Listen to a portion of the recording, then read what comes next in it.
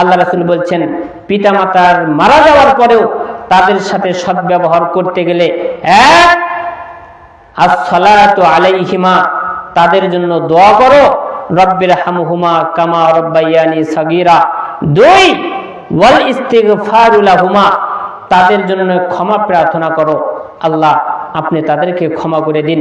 যেই ভাষায়, যেই পদ্ধতিতে, যেইভাবে আপনার ইচ্ছা তাদের জন্য ক্ষমা প্রার্থনা করো।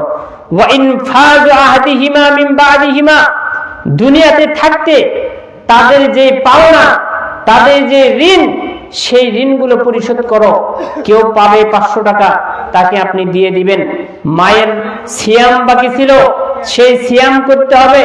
মায়ে একটা বকরি দান করতে চাইছিল কিন্তু মারা গেছে, এই বকরি আপনাকে দান করতে হবে। মায়ে 2টা সিয়াম রাখতে চাইছিল, মায়ে মারা গেছে, এই সিয়াম আপনাকে রাখতে হবে। মায়ে 500 টাকা দান করতে চাইছিল, মায়ে মারা গেছে, ঋণের মধ্যে আছে, আপনি তার পক্ষ থেকে দান করবেন। ওয়া ইনফাযু আহদিহিমা মিন বাদিহিমা, তারা মারা যাওয়ার পরে তাদের অঙ্গীকারগুলোকে তোমরা বাস্তবায়ন করো, পূরণ করো।